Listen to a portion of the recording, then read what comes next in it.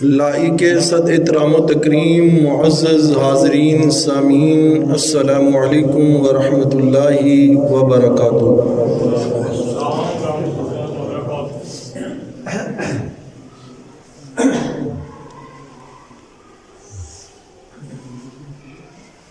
ایک چیز وہ ہوتی ہے کہ جو حقیقت پر مبنی ہوتی ہے،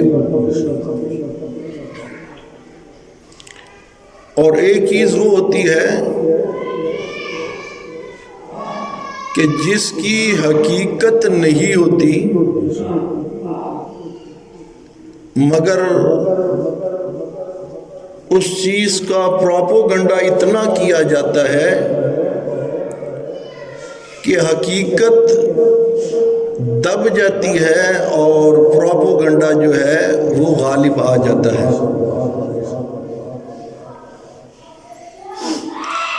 ہٹلر کا مقولہ ہے، وہ کہا کرتا تھا کہ جھوٹ اتنا بولو، اتنے تواتر کے ساتھ بولو، اتنے زور اور شور سے بولو کہ لوگ جھوٹ کو سچ سمجھنے لگے اور سچ کو جھوٹ سمجھنے لگے، اور دشمنان اسلام، دشمنان قرآن، دشمنان اصحاب پیغمبر کا شروع دن سے یہ وتیرہ رہا ہے کہ انہوں نے حقائق سے ہٹ کر پروپیگنڈے پر زور دیا، اور زور اور شور سے دیا اور تواتر کے ساتھ دیا۔ ان پروپیگنڈوں میں سے ایک پروپیگنڈا اور ان فرضی باتوں میں سے ایک فرضی بات وہ یہ مشہور کر دی گئی کہ جشن مولود کعبہ، جشن مولود کعبہ۔ اجی کیا جی جشن منا رہے ہیں، کس چیز کا جشن؟ مولود کعبہ، کعبہ میں پیدا ہونے والے بچے کا جشن منا رہے ہیں۔ اور وہ کعبہ میں پیدا ہونے والا بچہ کون ہے، مولود کون ہے؟ کہتے جی حضرت علی المرتضیٰ رضی اللہ تعالی عنہ ہے۔ اب یہ بڑے تواتر کے ساتھ، بڑے زور کے ساتھ یہ پروپیگنڈا کیا گیا۔ تحفہ اثنا عشریہ کے اندر حضرت شاہ عبدالعزیز محدث دہلوی رحمۃ اللہ علیہ لکھتے ہیں کہ اس بات کی کوئی اصل نہیں ہے۔ بیت اللہ کے اندر، کعبے کے اندر ایک ہی بچہ پیدا ہوا جس کا نام حکیم ابن حزام تھا، حکیم ابن حزام۔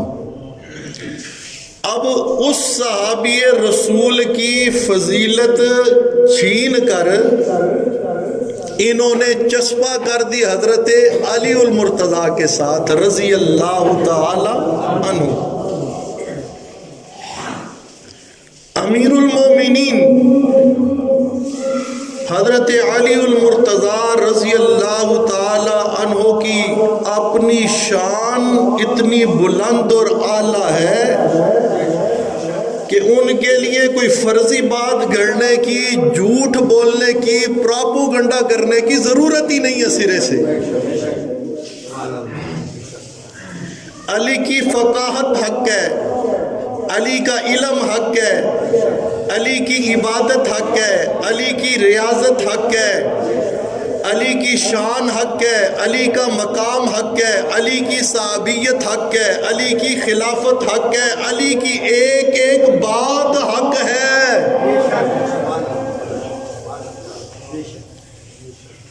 حضرت علی کے لیے فرضی باتوں کی جھوٹ گڑھنے کی کوئی ضرورت نہیں ہے.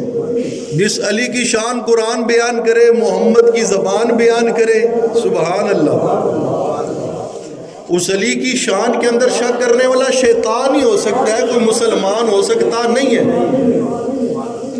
مگر بات پھر وہی افراط و تفریط والی. میں نے پچھلے جمعے بھی عرض کیا کہ افراط ہے میٹھا کفر، تفریط ہے کڑوا کفر، ہے دونوں کفر ہے دونوں کفر ہے. کسی شخصیت، کسی پیغمبر، کسی نبی، حضرت علی یا کسی بھی اللہ کے پیارے کی شان جتنی اللہ نے بنائی اتنا ماننا ہے، اتنا ماننا ہے. اس سے زیادہ آگے جانے کی شان کے اندر کوشش کرو گے تو عیسائیوں یہودیوں کی طرح کافر ہو جاؤ گے. بات سمجھ آ رہی کہ نہیں ہے؟ اور اگر شان جو اللہ نے بنا دی اسے گٹاؤ گے، کم کرو گے، کیا کی جائے گی اس شان کو؟ اگر کم کیا جائے تو تب بھی یہ تفریط ہے، یہ کڑوا کفر ہے. یہ کیا ہے؟ یہ کڑوا کفر ہے. توجہ کیجئے گا، اسلام میانہ روی کا درس دیتا ہے. اسلام معتدل مذہب ہے.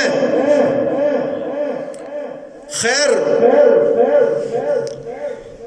پھر انہوں نے کہا کہ جی اللہ پاک نے حضرت علی المرتضی رضی اللہ تعالی عنہ کی ماں فاطمہ بنت اسد رضی اللہ تعالی عنہ، اللہ نے انہیں وحی کی. اللہ نے انہیں کیا کی؟ وحی کی کہ بچے کو، یہ جو تیرے پیٹ میں بچہ ہے، اس کی جو ولادت ہے وہ بیت اللہ کے اندر ہوگی، لہذا تو بیت اللہ کے اندر جا. وہ بیت اللہ کے پاس بچے کو لے کر گئی ہے جی، اور دروازے کی چابی پاس کوئی نہیں تھی.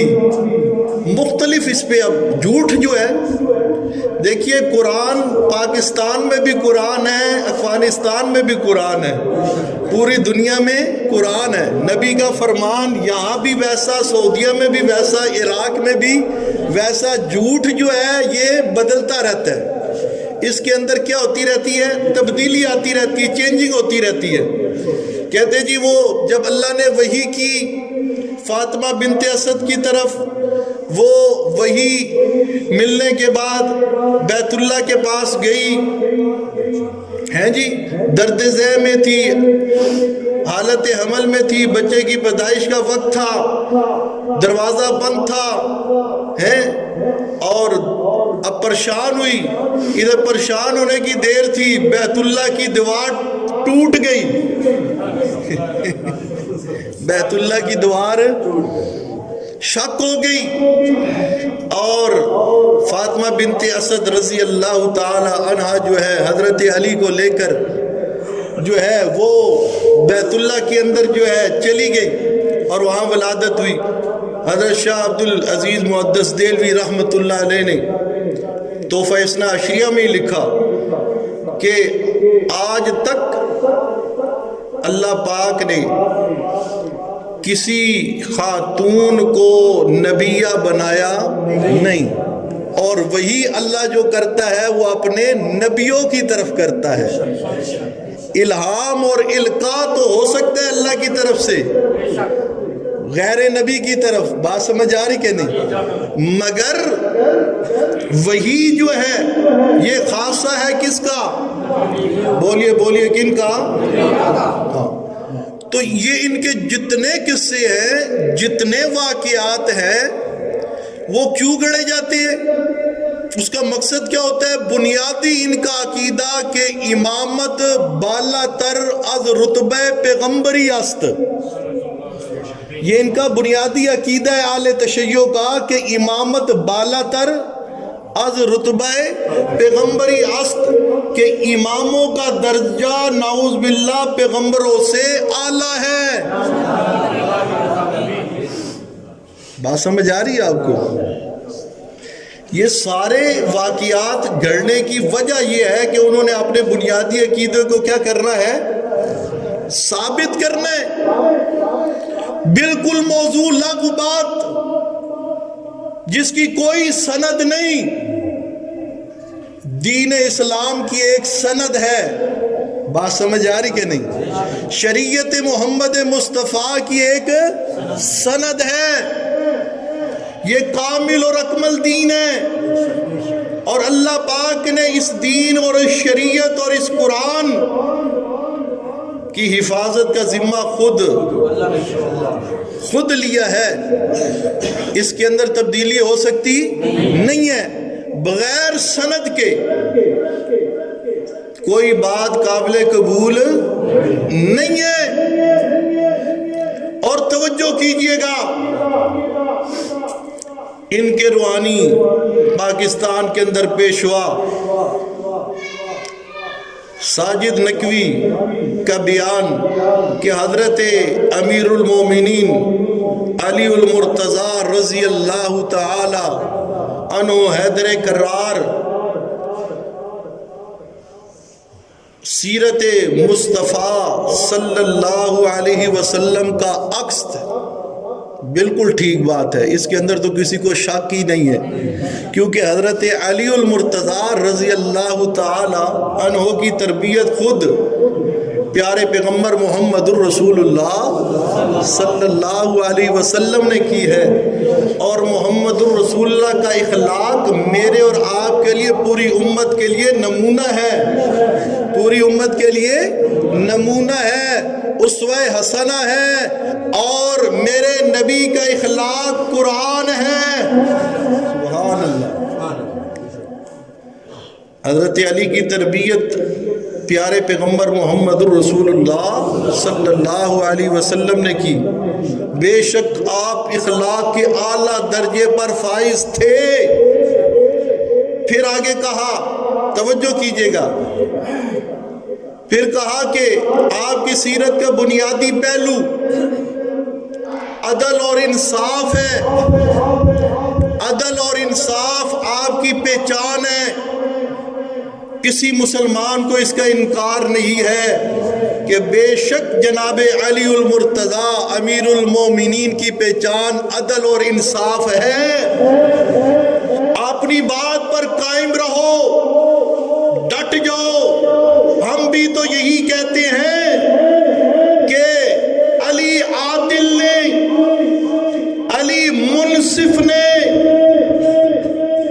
عدل کا مظاہرہ کرتے ہوئے، انصاف کا مظاہرہ کرتے ہوئے اپنی باری کا انتظار کیا، اور عدل و انصاف کے معیار پر پورا اترتے ہوئے جناب صدیق اکبر کے ہاتھ پر بھی بیعت کی ہے، عمر فاروق کے ہاتھ پر بھی بیعت کی ہے، اسی عادل علی نے، منصف علی نے عثمان غنی کے ہاتھ پر بھی بیعت کی ہے۔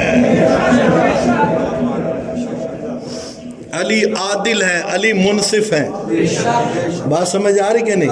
علی عادل ہے، علی منصف ہے، اور عادل علی نے، منصف علی نے اپنی خلافت کے لیے، اپنے حق کے لیے انتظار کیا ہے اپنی باری کا۔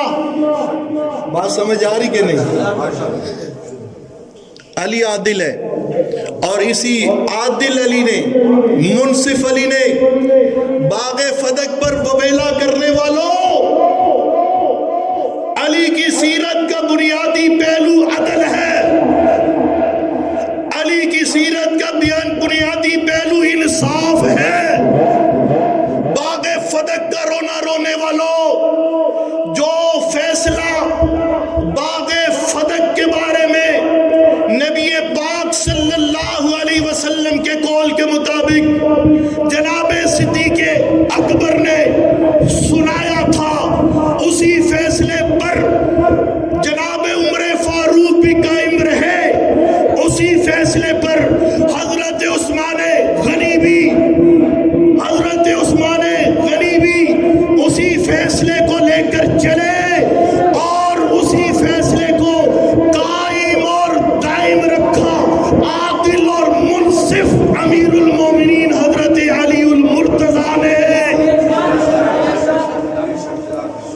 سمجھ آ رہی کہ نہیں؟ ہم تو اختلاف کرتے ہی نہیں، بات تمہاری ہے مگر تم بات کر کے خود مانتے نہیں۔ بات سمجھ آ رہی کہ نہیں؟ تھوڑی دیر کے لیے اس کو چھوڑیے کہ ولادت کہاں ہوئی اور کہانی ہوئی اور کس تاریخ کو ہوئی۔ یہ جو 13 رجب کی تاریخ ہے نا ولادت حضرت امیر المومنین علی المرتضیٰ رضی اللہ تعالیٰ عنہ کے کسی صحیح مستند روایت سے کسی کتاب کے اندر 13 رجب مشہور ہو گئی ہے۔ بات سمجھ آ رہی کہ نہیں؟ ہاں توجہ کیجئے گا، ولادت ہوئی، چھوڑیے کہاں ہوئی کیسے ہوئی، تھوڑی دیر کے لیے جس کی ولادت ہو وہ الہ نہیں ہوتا۔ بات سمجھ آ رہی کہ نہیں؟ اور جو الہ ہو اس کی ولادت، بولیے بولیے، اس کی ولادت نہیں ہوتی۔ اور جس کی ولادت ہو وہ مشکل کشا نہیں ہوتا، وہ حاجت روا نہیں ہوتا۔ اور جو حاجت روا ہو، جو مشکل کشا ہو، وہ الہ، بولیے، اس کی ولادت نہیں ہوتی۔ جو مشکل کشا ہو، جو حاجت روا ہو، جو الہ ہو، اس کی ولادت نہیں ہوتی۔ اور یہ طرز میرا نہیں ہے، یہ اللہ کے قرآن کا ہے، قرآن نازل کرنے والے رب رحمان کا ہے۔ جب حضرت عیسیٰ کی الوہیت کا دعویٰ کیا گیا، حضرت تو اللہ پاک نے فرمایا وہ حضرت عیسیٰ کو الہ ماننے والوں، وَأُمُّهُ صِدِّيقَةٌ، وَأُمُّهُ صِدِّيقَةٌ، دیکھتے نہیں ہو عیسیٰ تو بیٹا ہے مریم کا۔ عیسیٰ بیٹا ہے کس کا؟ عیسیٰ بیٹا ہے مریم کا۔ اور جو کسی کا بیٹا ہو وہ الہ، بولیے وہ الہ۔ اور میں وہ امہ صدیقہ کانا یاکلان الطعام، ان کی ماں صدیقہ ہے، وہ مریم کے بیٹے ہیں، حضرت علی ابو طالب کے بیٹے ہیں۔ آپ کی والدہ فاطمہ بنت اسد ہے، آپ کی ولادت ہوئی ہے۔ جس کی ولادت ہو وہ الہ نہیں ہوتا۔ اور یہ تو کہتے ہیں میں ہر ایک بات بعنوان جلی کہتا ہوں، میں ہر ایک بات بعنوان جلی کہتا ہوں۔ کون کہتا ہے؟ اسرار خفی کہتا ہوں۔ وہ نصیری تھا جو علی کو خدا کہنے لگا، واللہ میں تو خدا کو علی کہتا ہوں۔ بات سمجھ آ رہی ہے آپ کو؟ اور بھئی جو خدا ہو اس کی ولادت نہیں ہوتی، اور جس کی ولادت ہو وہ خدا، اور جو خدا ہو اس کی شہادت نہیں ہوتی۔ بات سمجھ آ رہی کہ نہیں؟ جو الہ ہو اس کی شہادت نہ ولادت ہوتی ہے نہ شہادت ہوتی ہے، اور جس کی ولادت ہو جس کی شہادت ہو وہ الہ نہیں ہوتا۔ اس لیے اللہ نے فرمایا الہکم الہ واحد لا الہ الا هو الرحمن الرحیم۔ بات سمجھ آ رہی کہ نہیں؟ قل هو اللہ احد اللہ الصمد لم یلد ولم یولد، اس کو الہ کہتے ہیں۔ اس کو کیا کہتے ہیں؟ الہ کہتے ہیں۔ تو عرض میں یہ کر رہا تھا کہ پروپوگنڈے کا بڑا اثر ہوتا ہے، پروپوگنڈے کا بڑا اثر ہوتا ہے۔ پروپوگنڈا کیا گیا کہ جی یہ مولود کعبہ ہے، مشہور کر دیا گیا بغیر کسی سند کے، بغیر کسی دلیل کے۔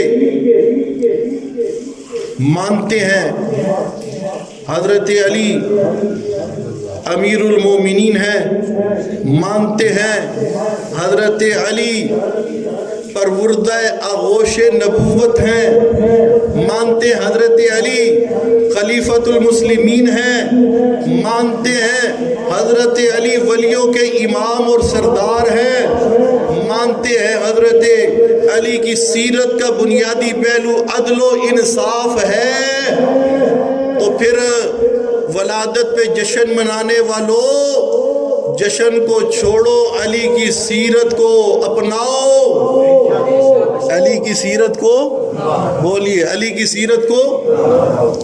حضرت علی عکس ہے سیرت رسول کا صلی اللہ بولیے صلی اللہ علیہ وسلم۔ علی کے چہرے پر داڑھی، اپنے چہروں پر داڑھی سجاؤ، بات سمجھ آ رہی کہ نہیں؟ ادھر تو ان کے پیشوا بھی، بات سمجھ آ رہی کہ نہیں؟ بولیے، آپ دیکھتے ہیں فیس بک پہ، نیٹ پہ ہے، اور بھئی وہ علی کا محب کیسے ہو سکتا ہے کہ جس کے جسم پر حضرت علی المرتضیٰ رضی اللہ تعالیٰ عنہ والا لباس نہ ہو، اس کا چہرہ حضرت علی والا نہ ہو، اور وہ حضرت علی کے محبت کے دعوے میں کیسے سچا ہو سکتا ہے جو نمازی ہی نہ ہو؟ بات سمجھ آ رہی کہ نہیں؟ جو نمازی ہی نہ ہو، اور وہ حضرت علی کی محبت کے دعوے میں کیسے سچا ہو سکتا ہے کہ علی تو قاری قرآن تھے، مبلغ قرآن تھے، علی کے ہاتھ میں یہ قرآن تھا۔ بات سمجھ آ رہی کہ نہیں؟ نہ 70 گز لمبا تھا، نہ 40 گز، بات سمجھ آ رہی کہ نہیں؟ علی نے جو عدل اور انصاف قائم کیا وہ اس قرآن کے مطابق کیا۔ اس لیے 13 رجب پر ہمارا پیغام یہ ہے کہ جشن کو چھوڑو، جشن سے نجات نہیں ملے گی، علی کے مشن کو اپناؤ، اس سے نجات ملے گی۔ 13 رجب پر کیا پیغام ہے کہ جشن کو چھوڑو، علی کے مشن کو بولیے بولیے بولیے، علی کے مشن کو بلند آواز سے، علی کے مشن کو اپناؤ، اپنا عقیدہ علی کے مطابق بناؤ، اپنا عمل علی کے مطابق بناؤ، اپنا چہرہ علی کے چہرے کی طرح سجاؤ۔ بات سمجھ آ رہی کہ نہیں؟ پھر علی کے قافلے میں شامل ہو جاؤ، جنت کی بشارتیں پاؤ۔ تو پروپیگنڈے کا بڑا اثر ہوتا ہے۔ حضرت علامہ اقبال سے کسی نے سوال کیا، اب میں آ رہا ہوں دوسرے عنوان کی طرف۔ حضرت علامہ اقبال سے سوال ہوا، علامہ صاحب یہ بتائیں اس دنیا میں سب سے زیادہ مظلوم کون ہے؟ سب سے زیادہ مظلوم کون ہے؟ سوال کرنے والا رافضی الذہن تھا، وہ یہی بات کہ یہی توقع کر رہا تھا علامہ اقبال کہیں گے سب سے زیادہ مظلوم حضرت حسین رضی اللہ تعالی، مگر اس کی توقعات کے برعکس علامہ اقبال نے کہا بھئی اس کائنات میں سب سے زیادہ مظلوم اللہ کی کتاب قرآن ہے۔ اللہ کی کتاب قرآن ہے، کیونکہ پروپیگنڈا چلا حضرت حسین مظلوم ہے، مظلوم کربلا، بے شک حضرت حسین مظلوم ہے، انہیں شہید کرنے والے ظالم کافر مرتد لعنتی ہیں۔ بات سمجھ آ رہی کہ نہیں ہے؟ علی شہادت کا درجہ پانے والے شہداء کے امام ہیں، آپ نبی کے نواسی ہیں، نبی کے پیارے ہیں، ایمان والوں کے دل کا سرور ہے، دل کا قرار ہے، آنکھوں کی ٹھنڈک ہے، مگر حضرت حسین سے زیادہ مظلومانہ شہادت حضرت عثمان ابن عفان رضی اللہ تعالیٰ عنہ کی۔ بات سمجھ آ رہی کہ نہیں؟ حضرت حمزہ رضی اللہ تعالیٰ عنہ جنہیں سید الشہداء کا لقب نبی پاک صلی اللہ علیہ وسلم نے خود عطا کیا۔ میں نے شروع میں بات کی نا، ان کا سبائیت کا جو ہے یہ طریقہ واردات ہے. جس نبی کے صحابی کی کوئی فضیلت دیکھتے ہیں اٹھا کے حضرت علی المرتضیٰ حضرت حسین رضی اللہ تعالیٰ عنہ کے ساتھ لگاتے ہیں. حالانکہ ان دونوں کی شان اتنی جگہ پر اتنی اعلیٰ اتنی عرفہ بیان کی گئی کہ کسی جھوٹی فضیلت کی ان حضرات کو ضرورت ہے. بولیے ضرورت ہے نہیں ہے. علامہ اقبال نے کہا سب سے زیادہ مظلوم اللہ کا قرآن ہے. کیوں قرآن کیسے مظلوم ہے؟ کہ ہر کوئی نام قرآن کا لیتا ہے، مرضی اپنی چلاتا ہے. بات سمجھ آ رہی کہ نام قرآن کا لیتے ہیں، مرضی اپنی چلاتی ہیں. قرآن پڑھ کے منکرین حدیث اپنے باطل نظریے کو ثابت کرنے کی کوشش کرتے ہیں. قرآن پڑھ کے لعین لانتی قادیانی مرزائی مرزے کو نبی ثابت کرنے کی کوشش کرتے ہیں. قرآن کا نام لے کر سبائی حضرت علی کو الہ ثابت کرنے کی کوشش کرتے ہیں. قرآن کا نام لے کر قرآن کا نام لے کر لوگوں کے سامنے یہ نظریہ پیش کیا جاتا ہے کہ جی قرآن تو سمجھ میں آنے والی کتاب نہیں ہے. بات سمجھ آ رہی کہ نہیں؟ یہ قرآن کی مظلومیت ہے. یہ قرآن کی کیا ہے؟ مظلومیت. قرآن مقدس کا نام لے کر بلکہ جس کاروبار اور دکان کے افتتاح پر قرآن کی تلاوت ہوتی ہے اسی کاروبار کی بنیاد 2 نمبر طریقے پر ہوتی ہے. اسی دکان میں جھوٹی قسمیں اٹھا کر 2 نمبر مال کو 1 نمبر مال کہہ کر بیچا جاتا ہے. اور قرآن کی مظلومیت یہ ہے کہ سینمے میں فلم آن کرنے سے پہلے قرآن کی تلاوت لگائی جاتی ہے. یہ قرآن کی مظلومیت نہیں ہے؟ بولیے. جس قرآن کو اللہ نے دستور حیات، ضابطۂ حیات اور آب حیات بنا کر بھیجا، ہم نے اس قرآن کو ختم پڑھنے کے لیے رکھ دیا. اس قرآن کو غلاف کے اندر بند کر کے خوشبو لگا کے کھولنے کے بجائے پکا بند کر کے گھر کے اوپر سجا دیا. یہ قرآن کی مظلومیت ہے. یہ قرآن کی کیا ہے؟ مظلومیت ہے. اور 22 رجب کے حوالے سے جس صحابی رسول صلی اللہ علیہ وسلم حضرت سیدنا امیر المومنین خال المسلمین سیدنا امیر معاویہ رضی اللہ تعالی عنہ کا تذکرہ شروع کرنے لگا ہوں. یہ بھی وہ مظلوم صحابی ہیں. وہ مظلوم صحابی ہے. کوئی کہے گا کیسے مظلوم ہے؟ جتنی فتوحات امیر معاویہ کو ملی اتنی تو کسی کو ملی نہیں. بات سمجھ آ رہی کہ نہیں ہے؟ حضرت امیر معاویہ رضی اللہ تعالی عنہ کے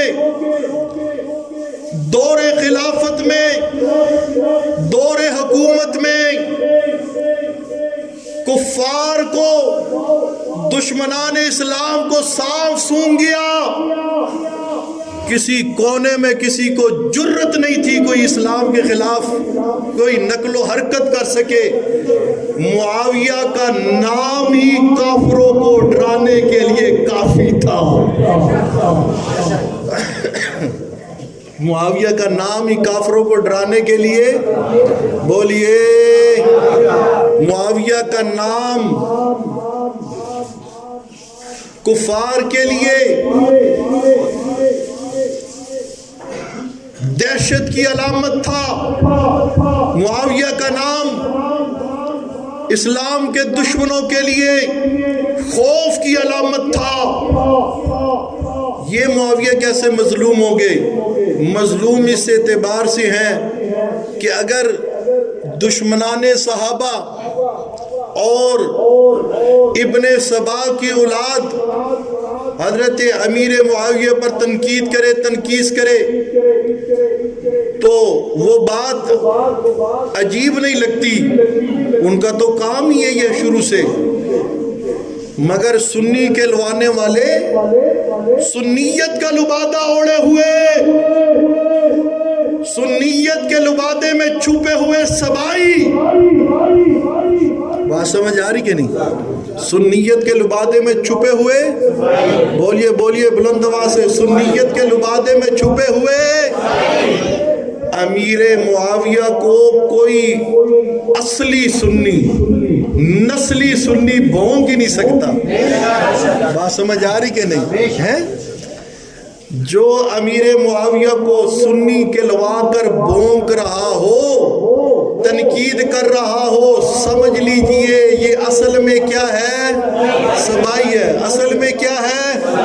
بولیے اصل میں کیا ہے؟ سبائی ہے. یہ سنی نہیں ہو سکتا.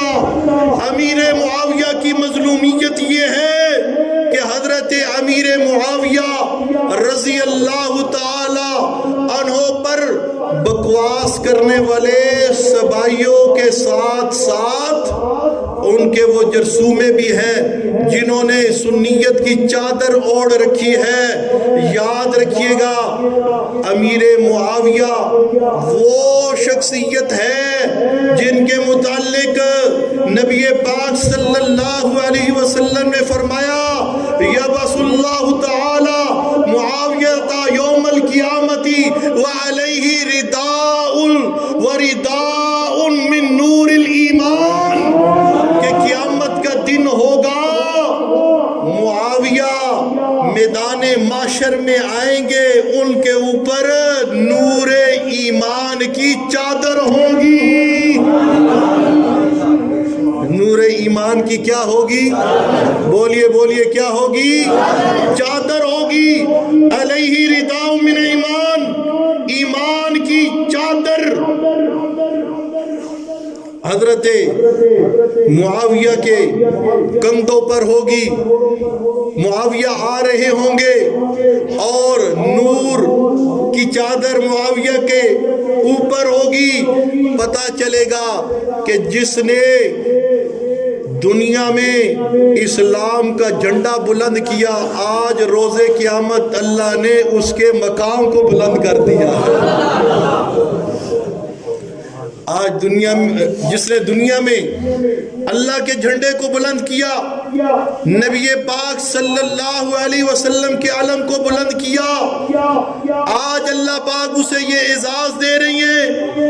اور توجہ کیجئے گا، کسی کو اگر تکلیف ہو تو اسی کی تائید اللہ کا قرآن بھی کر رہا ہے. فرمایا یوم تر المؤمنین والمؤمنات یسعی نورہم بین ایدیہم وبایمانہم بشراکم اليوم جنات تجری من تحتها الانہار خالدین فیہا ذالک هو الفوز العظیم.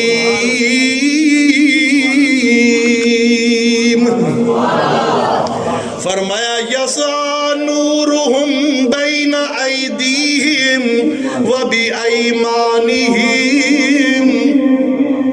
جب ایمان والے اللہ کے ہاں پہنچیں گے میدان معاشر میں، یسعی نورہم بین ایدیہم وبایمانہم. اس لیے نبی پاک صلی اللہ علیہ وسلم نے فرمایا جب معاویہ قیامت کے روز آئے گا اس کے اوپر نور ایمان کی چادر ہوگی. اللہ پاک یہ منظر دکھا کر ایمان والوں کے سینوں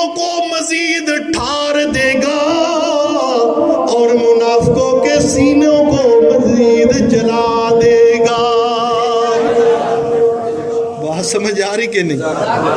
فرمایا ایمان والے جس دن قیامت کے روز آئیں گے نا، ان کا جو نور ہے ان کے دائیں بائیں ساتھ چل رہا ہوگا، بھاگ رہا ہوگا۔ کیا ہو رہا ہوگا؟ بھاگ رہا ہوگا۔ نبی پاک فرمائے کہ معاویہ نور والا، معاویہ ایمان والا، معاویہ نور والا، معاویہ ایمان والا، اور جس کو نبی نور والا کہیں، جس کو امام الانبیاء ایمان والا کہیں، اس کو اگر کوئی نور والا نہ مانے، ایمان والا نہ مانے، بات سمجھ آ رہی کہ نہیں؟ جیسے میں وہ درس میں اس دن عرض کر رہا تھا، نبی پاک صلی اللہ علیہ وسلم نے فرمایا وَمَنْ أَحَبَّهُمْ فَبِحُبِّي أَحَبَّهُمْ وَمَنْ أَبْغَضَهُمْ فَبِبُغْضِي أَبْغَضَهُمْ۔ جو میرے صحابہ سے محبت کرتا ہے وہ میں محمد الرسول اللہ کی محبت کی وجہ سے کرتا ہے، اور جو میرے صحابہ سے بغض رکھتا ہے وہ میں محمد الرسول اللہ کے بغض کی وجہ سے کیا رکھتا ہے؟ بغض رکھتا ہے۔ پتہ چلا معاویہ کے ساتھ بغض جو ہے یہ محمد الرسول اللہ کے ساتھ بغض ہے، اور محمد الرسول اللہ کے ساتھ بغض اللہ کے ساتھ بغض ہے۔ معاویہ سے محبت محمد کریم سے محبت ہے، محمد کریم سے محبت کس سے محبت ہے؟ اللہ سے محبت ہے۔ اللہ ہمارے دل میں معاویہ کی بھی محبت بٹھائے، محمد کریم کی بھی محبت اور اللہ کی محبت کرنے کا جو حق ہے وہ حق ادا کرنے کی توفیق عطا فرمائے۔ وآخر دعوانا الحمدللہ رب العالمین۔